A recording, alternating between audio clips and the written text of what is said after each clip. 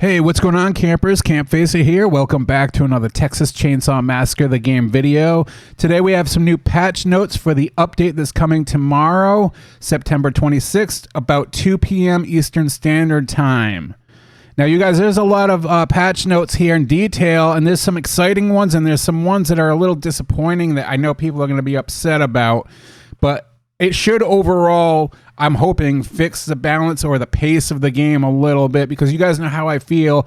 I feel like the family should be the threat, but it's turned into like a speed run game where the family now has to play goalie from the beginning of the match to the end of the match, and it doesn't feel right. It should feel more like you're hunting the victims down, not like protecting the exits the entire match from the victims, like speed running off the map. So anyways, let's dive right into the patch notes, and we'll discuss a little bit of each patch note, but some of the ones that aren't exciting, I'll just skip over those ones real quick.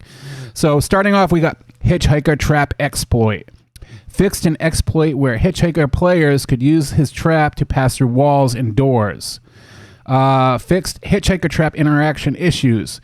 We resolved an issue where victims would be unable to interact with gaps or crawl spaces and other elements after stepping into a Hitchhiker Trap. That was a bug. If you stepped into a trap, sometimes it would make it so you couldn't go through wall spaces and gaps like it just said. So I'm glad they fixed that game breaker right there. A lot of people would just kind of quit the game after that happened, and that's not fair. So moving on to fixed Johnny and Sissy lunge. Johnny and Sissy both had a lunge that was greater than other family members. We've adjusted this to be more in line with the rest of the family members. This should also correct the Johnny build we're seeing used in public matches.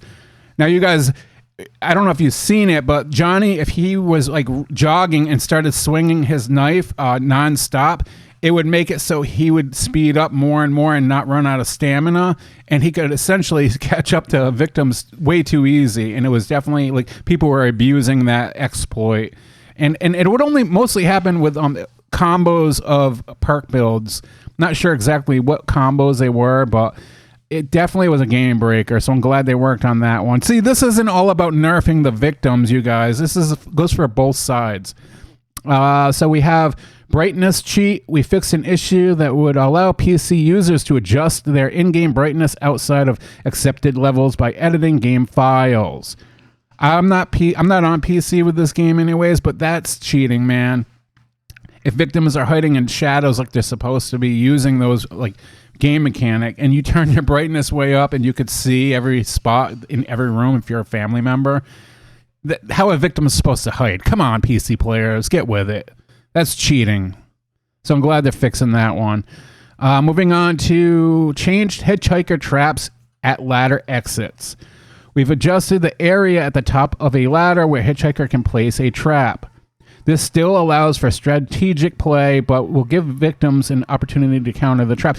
That's what I said. I don't know if they were listening to my comments on my videos, you guys, but I said, why don't they just scooch it back a little bit, make it light up red if it's too close to the ladder where you can't place a trap there, but move it back when it lights up yellow. Give the victims just one step off the ladder, but if they take the next step, they might step in if they don't see the trap.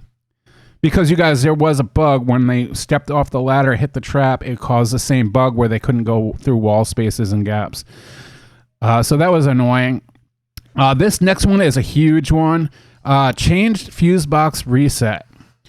The family can now turn the fuse box off after a victim turns it on. There is a cooldown applied to the switch, similar to generators and car batteries.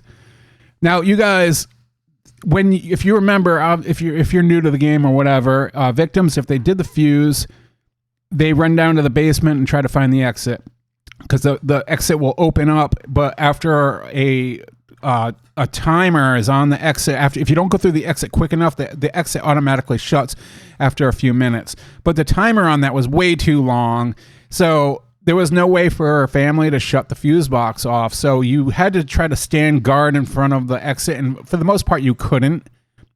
They could just nudge you out of the way and get by. And once the victims get the fuse box done, it's like game over. It's annoying as hell. And that's like the one exit I wish they would fix on most maps. But what they did here is it made it so you could shut it off, but there's still a cooldown on it. What? Why would they just make it so you could go over and shut it off? There shouldn't be a cooldown. Same with like the car battery in the generator. Give the family the opportunity to shut it down as soon as they want to. I mean, let the victim, if they're going to use that as a means of escape, do it behind the family's back. And if they get out before they even know about it, or get over there to shut it back off, then they escape, or find a different route. That's how I feel about that. The family house fuse box. I'll tell you guys something, man. I wish Gunn would locate the fuses outside of the house, or somewhere harder to find in the house. Not like 3 fuses right next to the damn fuse box where victims get away by that exit all the time. It's ridiculous. That's how I feel about the fuse box anyways. But that should slow them down a little bit. I'm hoping. We'll have to wait and see on that. But anyways, going on to another huge one. This is a big update here. Family stun immunity. Family now has a 10-second stun immunity period after each initial stun ends. There is no stun immunity after a family member is stunned by a victim bursting out of a hiding place. If you attempt to stun a family member who has immunity, you will not see the prompt for Leland's ability or backstab. If you attempt to stun a family member who has immunity with a door slam, it will have no effect. Close encounters all vary in duration due to individual family members having different stun recovery times. Therefore, the immunity period is different for each. So that, to me, you guys, is a game changer in a good way. If you're family main, it's so annoying getting stunned over and over. And, that shouldn't happen.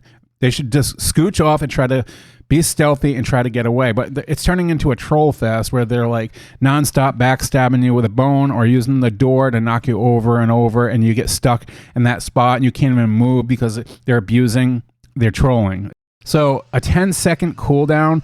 That's what I said in my last video. I wonder if Gunn's watching my videos, you guys. I said that. There should be, if you guys remember, I said that. I said there should be a stun cooldown where you can't even hit a door over a family member after being stunned for the first time. Even if another door hits them, it should break or bounce off of them. That's what I said in my last video. So they're listening. They're listening to us, you guys, for real. There's another one tuned. A Taekwon door perk levels reduced. We have, as you guys can see here, they also tuned agitated perk levels reduced. Tuned stealth performance in minigames, and last but not least, tuned Leland ability stun duration. We have adjusted the stun duration upgrades for Leland's lifesaver ability. So that's it for today's video. I want to know what you guys think down in the comment section below. Are you guys excited for this update? Leave a comment, leave me a like. If you haven't subscribed, please consider, and I'll see you guys in the next video. And as always, campers, stay out of the woods. You just got your asses whipped by a bunch of goddamn nerds. Nerds!